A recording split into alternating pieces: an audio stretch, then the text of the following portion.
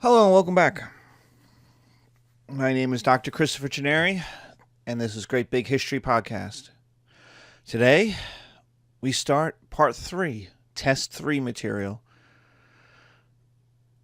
The latter half of the 20th century from 1950 to 1990 to 2000 or so. And today, we start with decolonization, especially decolonization of Africa. In the 50s and the 60s. This is where Europe gave up the world. If you remember back in part 2, or the end of part 1, we talked about imperialism. And we talked about how the Europeans, white people, owned 85% of the world. They imported their culture. They extracted resources.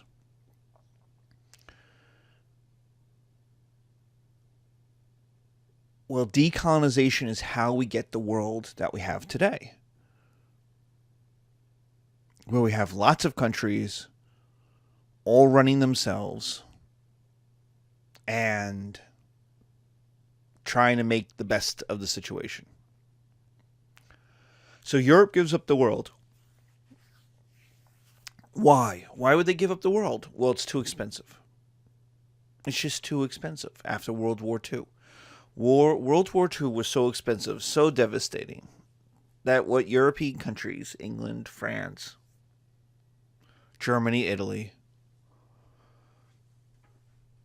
have to do, Portugal and Spain, is concentrate on themselves. Now, Portugal and Spain have little empires, and they're not involved really in World War II. But the world is going to be much more expensive to control. So let the Americans do it. The Americans want to do it. The Americans want to run the world. The Americans have the money and the willpower to fight the Soviet Union. Let the Americans do it. And increasingly, the Americans in the 50s don't want colonies. They want free trade. They don't want England and France running the world, because it makes people upset in these other places and makes them go to the Soviet Union. And we'll talk about that in a moment. And so if you want to win the Cold War, you can't have European empires. And if you want to make money, you can't have European empires. So we're going to change the 19th century economic system with a system today of markets, with a system today of free trade.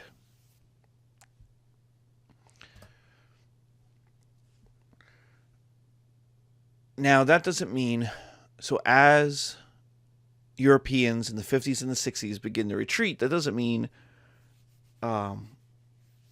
Europeans withdraw everywhere equally. White colonists, for example, try to stay in charge. In Rhodesia, South Africa, Kenya, where you have large white populations, those white minorities try to stay in charge.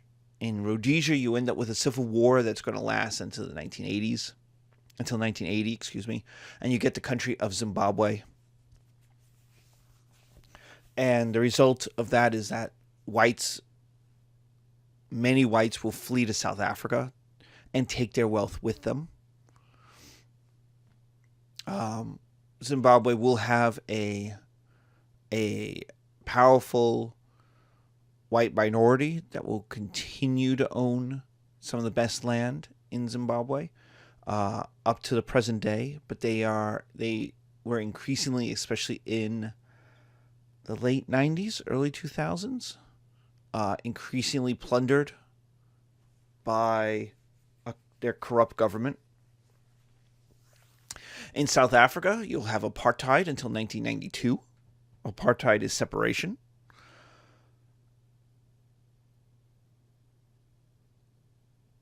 Until you get Mandela, who will win a Nobel Peace Prize for not having a civil war, for not having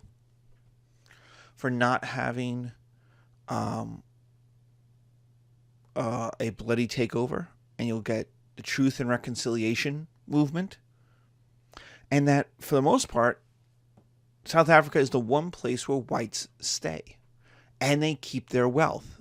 You don't have a massive exodus of the European white population from the country, taking their wealth with them, leaving the country in poverty.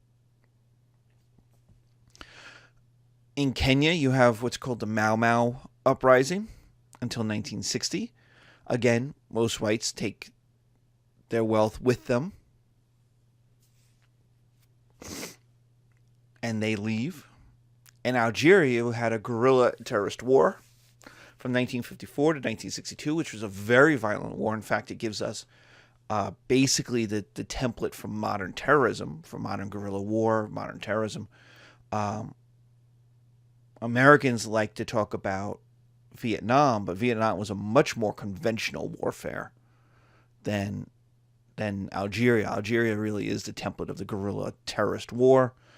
And it's a very violent war, and the whites end up having to flee to France. There's almost no white population, and the whites were several million people. There's almost no white population left in Algeria. And so the white minority populations that moved in the 19th and early 20th century try to stay, to try to maintain their power, and they lose by the 20th century. 21st century, I should say. They lose in basically every place where they were a sizable minority.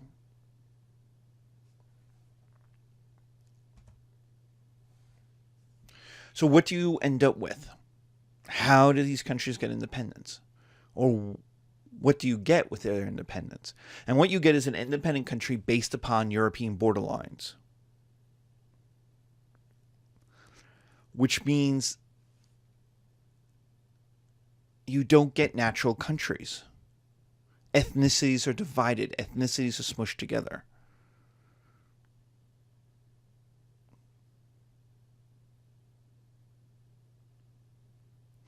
In Europe, you get nations based on nationalities.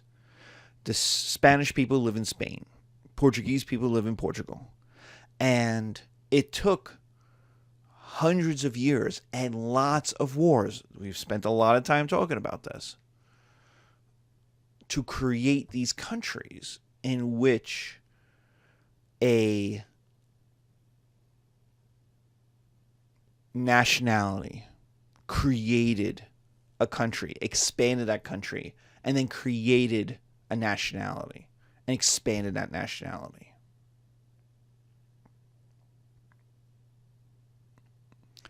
So that France makes peasants into Frenchmen who hadn't been French before, whether they were in Brittany or Burgundy.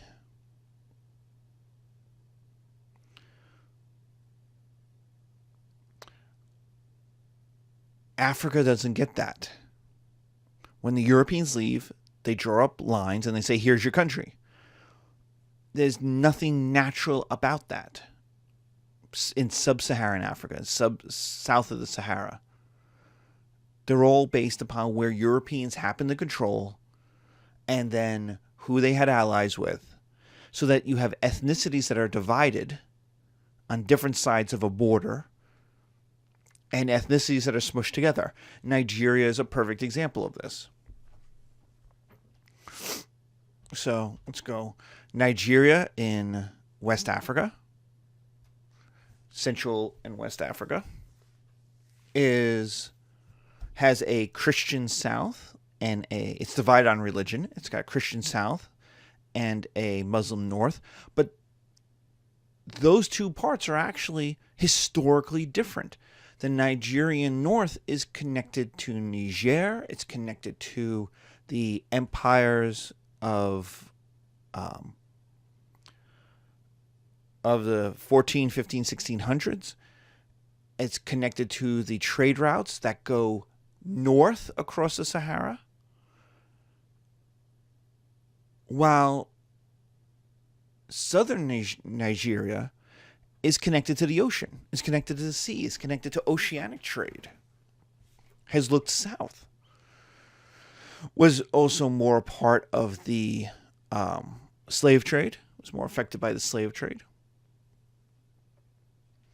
And so Nigeria is also a country that not only has lots of different ethnicities, lots of different languages, but in fact is smushed together from two places that have completely different histories.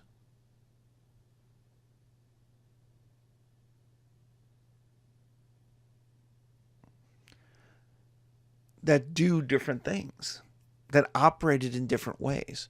Two different histories, two different economies, two different militaries, two different everythings.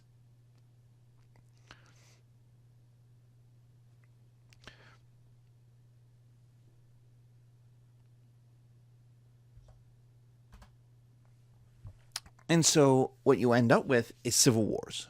Lots of civil wars, which bring in the US and the USSR, bring in the Soviet Union. And the reason why is very simple. Suddenly people are living together that don't want to live together. Wait a minute, we're supposed to get a country. Why am I living with you people? We wanted our own country. We didn't want to be dominated by another. We didn't want the Europeans to leave and get dominated by another ethnic majority. Or, and this is how the Europeans ran the show, they came in, when the Europeans came in, they looked around and they said, hey, you're the ethnic minority. You've gotten beaten up for hundreds of years. Because for hundreds of years, the amount of people you have matters in war. Well, we've got guns and machine guns, which means people don't matter as much anymore. Minorities can dominate majorities. So how about we give you the guns, we give you the training, you let us run the show, you let us take mineral wealth out of your country, out of the land, and when we leave, you keep power. And ethnic minorities said, that's a great deal. Let's do that.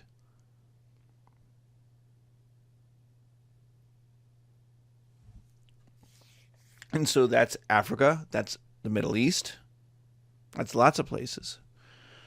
And so when the Europeans leave, the majority says, hey, democracy. In a democracy, the majority wins.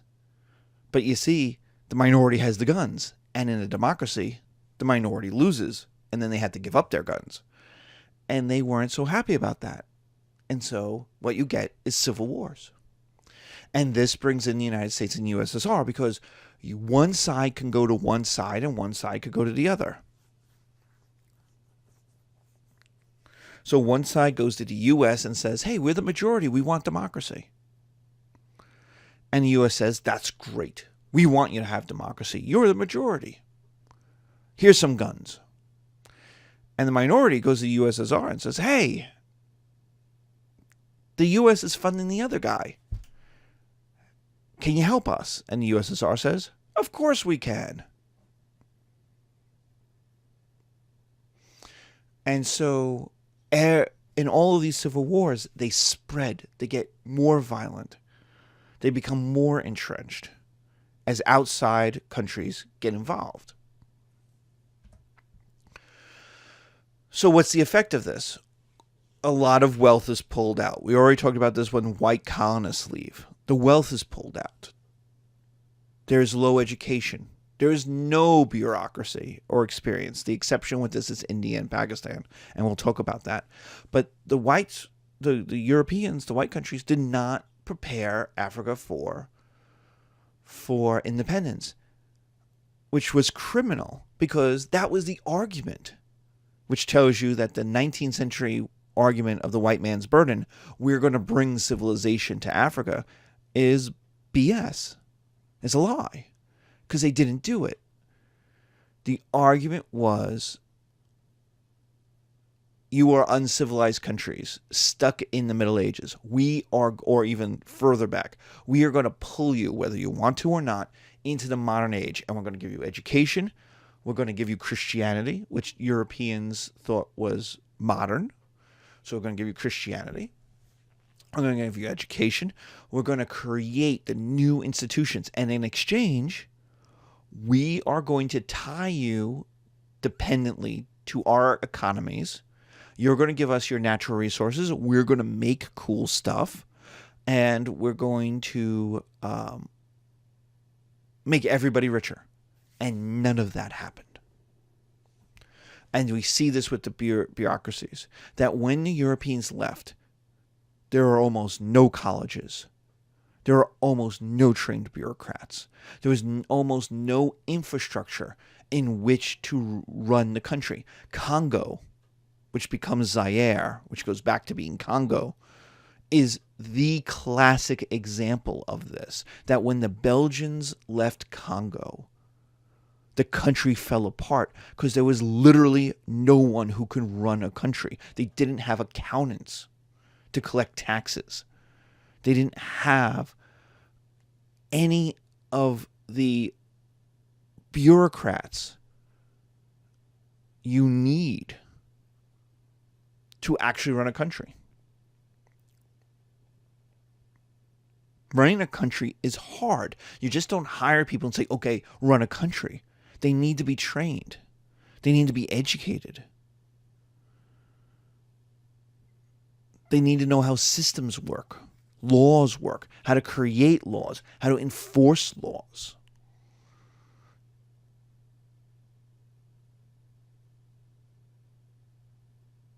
Like collecting taxes, man, is hard. Spending taxes fairly without corruption is really hard. And if you don't have any bureaucratic experience, the country, by definition, can't function. Now, the exception to this was India, Pakistan. And that's because the history of India and Pakistan was different. One, India, Pakistan, or British India, the Raj, was an independent country going back 2,000-3,000 years. So they had a long history of government, of independent government. Two is that to run a place as big as India, Britain needed to bring in and create a domestic bureaucratic group. And we talked about that with imperialism in test 1, part 1 of our class, that after the Sepoy Mutiny, that Britain was going to run India as a part of Britain. But at the same time, to do so in any kind of efficiency, it was going to have to co-opt. It was going to have to hire. It was going to have to create a native, pro-English, pro-British group that could run it, that could do the work. And so India, Pakistan is the exception to that. There was a native group. Now, the interesting thing is, when we talk about India, Pakistan, is that native group was heavily Muslim, more than Hindu, even though the Hindus were the majority of the population. It was heavily Muslim because the Muslim part of India, what will become Bangladesh, what will become Pakistan, was the richer part, the better educated part, the more economically developed part. And that goes back all the way to the founding of India as a civilization 3,000, 4,000 years ago.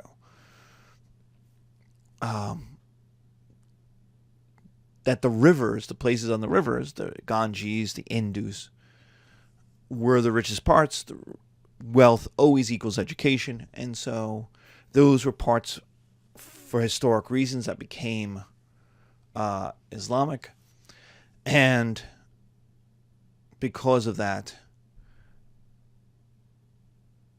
that's who the British pull on. So when India gets its independence and then cracks into two, into India and Pakistan, Pakistan actually, of the two countries, had the advantage. Finally for this slide,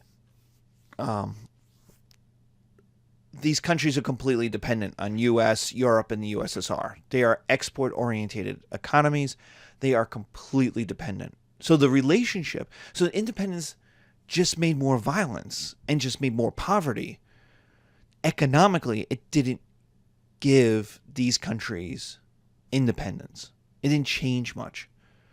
If they exported minerals, they continued to export minerals. See Congo.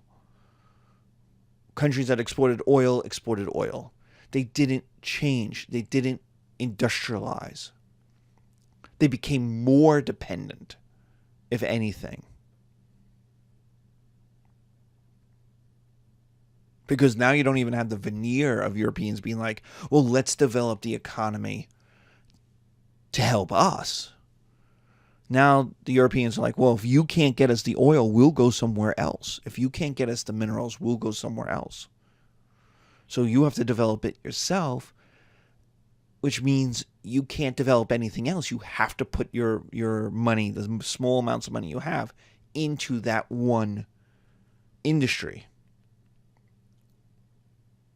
So the Middle East is the perfect example of this. The Middle East, based on Mesopotamia and the trade routes, was one of the richest parts of the world for as long as civilization existed. For the first 5,000 years of civilization. In the 20th century, they discover oil. Well, that's their civilization. That's their economies. Iraq, Saudi Arabia, the Gulf states, even Iran, have long histories. They don't care. They don't matter. Their economies are dependent on exporting oil. And when oil goes away, so do these countries. Because there's nothing, they haven't built up anything else. And so what all this leads to is unstable states. The civil wars, the lack of money, the low education, the lack of bureaucratic experience, which will equal cronyism and corruption. The export-oriented economies means who's ever in charge of the government basically owns the wealth. Gaddafi in Libya is a perfect example. 90% of the economy, 95% of the economy was oil. Gaddafi was in charge of the government, and so he owned the oil contracts. And so if you wanted to export Libyan oil as a company, you wrote a check to Gaddafi. And so what you get is dictators, which creates more civil wars. Because that dictator is then going to support his ethnic group, whether it's the majority or the minority, against the others. The dictator has no interest in democracy because then they don't make all the money. And so you get more civil wars, especially with states that have large ethnic diversities in these fake states. And the classic example of that is Congo Zaire in the 60s, where the Belgians left totally expecting the country to collapse, and they would be invited back in. They would come back in and run it again. They didn't want to leave. So they gave Central Africa double middle fingers and said, fine, we'll leave. But you'll regret it. You'll want us back. And then they reinvaded in 1960. And that's the famous line in Billy Joel of Belgians in the Congo. Because the Belgians left, and then they reinvaded Congo in order to run it again. The British will do the same thing in the Suez. The British and the French will hook up with the Israelis and say, Egypt is kicking us out of the Suez Canal. Well, F them.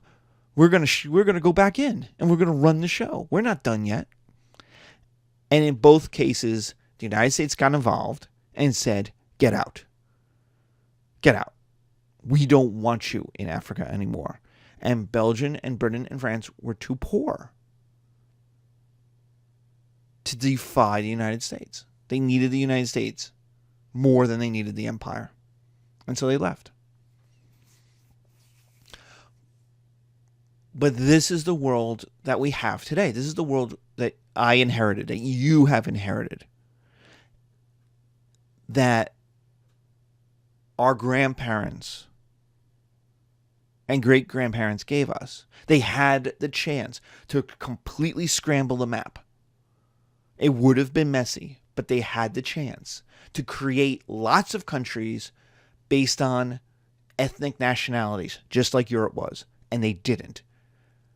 They created new countries that completely reinforced the economic systems that helped Europe.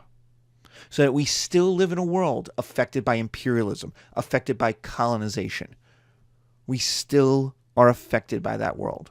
And so when people go, oh, Africa's so unstable, those Africans, and then they throw in some racist stuff. They can't run themselves. They're uncivilized. It's like, no, man. They haven't had a chance to make their country yet. They're figuring it out now. That's what's going on in the Middle East, in Syria, in Iraq, where you're having ethnic minorities and majorities fighting it out over what kind of country they're going to have.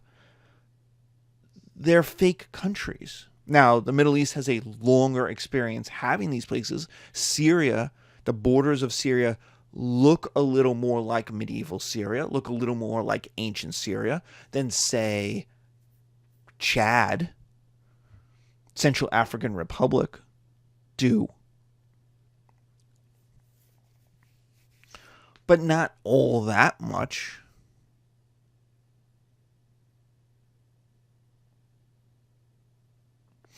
And so it's not a surprise that the 50s, the 60s, the 70s, the 80s see a world at war in Sub-Saharan Africa, in the Middle East, in Asia. It's not a surprise.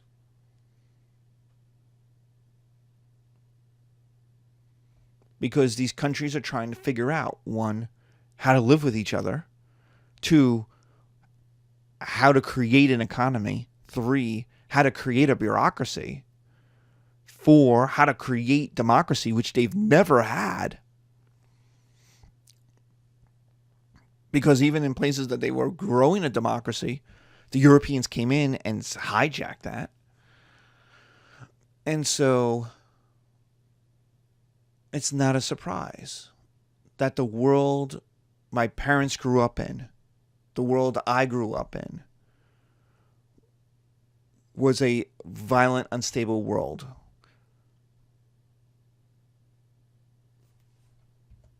And so that's Africa. I know there's not that much. We'll touch on popular culture in another segment. We're not going to get into national histories, which we're dealing with these big topics. Thank you.